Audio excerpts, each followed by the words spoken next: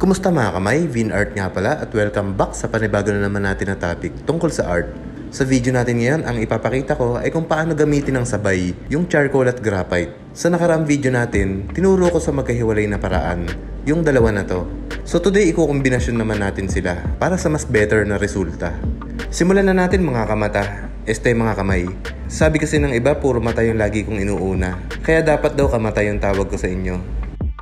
By the way, ang una kong gagamitin ay 8B Staedtler Mars Lumograph na matulis ang pagkakatasa. Maganda na meron kang at least 3 o 4 na grade ng ganitong lapis para mas madali tayong nakakapag-adjust from light to dark. Ako mula noon hanggang ngayon, ang gamit ko palagi ay HB, 2B, 6B at 8B. Pwede nyong gayahin yan, pwede naman na hindi. Basta ang mahalaga, importante. Staedtler baka naman. Bali yung mga pinaka-dark na lines, doon natin gagamitin yung pinaka-dark din na lapis natin, which is yung 8B. Tapos yung susunod na mas light doon ay 6B, then 2B, HB, ganun lang yung logic. Pag nakita at napag-aralan mo ng mabuti yung reference mo kung saan mo dapat gamitin yung mga lapis na to, yun na yun. For example, yung 8B, ginamit ko siya sa upper part ng mata at sa mismong black ng mata. Then yung 6B, ginamit ko naman sa lower part ng mata. 2B para sa mga eye bags at sa ibang details na may soft lines. Then HB naman para sa texture o pang render sa area ng mata para mas magmukhang realistic. So ito mapapansin nyo, pumipitik-pitik pa yung kamay natin. Bali ina-adjust ko kasi yung grip ng kamay ko sa lapis. Kailangan kasi sa mga kilay o buhok, mabilis at patulis yung pagguhit para mas maging realistic to.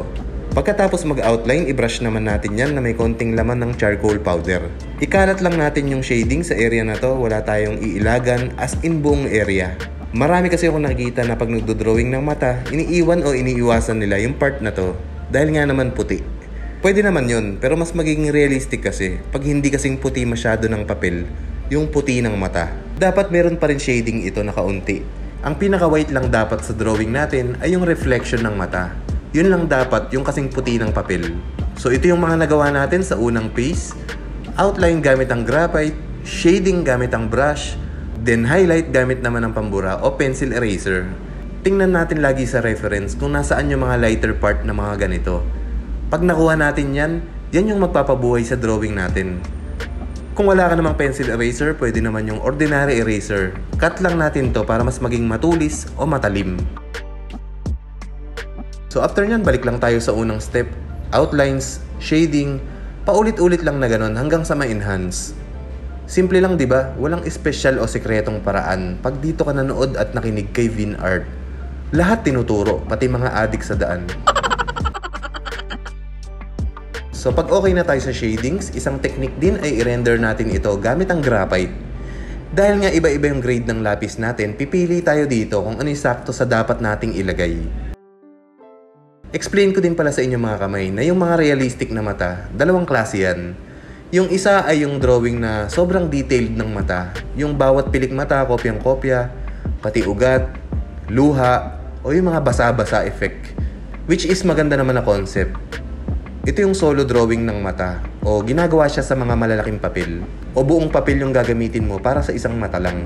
At yung isang klaseng mata naman, yung pang whole portrait, ito yung kailangan din naman na realistic pero hindi mo na dapat lagyan ng sobrang kaliit-liit ang details tulad ng mga ugat-ugat at basa-basa effect. Okay na yung makopya natin kung ano yung binibigay ng reference na detalye.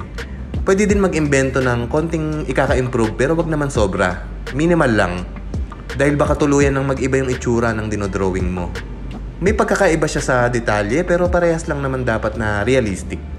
Diskarte lang talaga. Madalas kong ginagawa ng tutorial yung mga mata dahil halos nandito na lahat ng elements na dapat nating matutunan at makabisa. Dito nagagamit natin lahat ng materials, nag-outline tayo, nag-shadings tayo, nagdi-details, rendering. Kaya pag natutunan mo to, madali na lang sa'yo yung ibang part. Marami pang ibang ways at diskarte bukod sa pinakita ko sa inyo ngayon. Explore lang natin, dyan tayo mag-i-improve at gagaling. So hanggang dito na lang muna tayo ngayon mga kamay. Sana may natutunan ulit kayo sa simpleng tutorial na to. I-comment lang sa ibaba yung mga gusto nyo pang matutunan. Huwag din kalimutan na i-like at i-share yung video bilang suporta. At mag-subscribe kung bago ka pa lang dito. Yun lang mga kamay, salamat sa panonood at kita-kita tayo sa next video.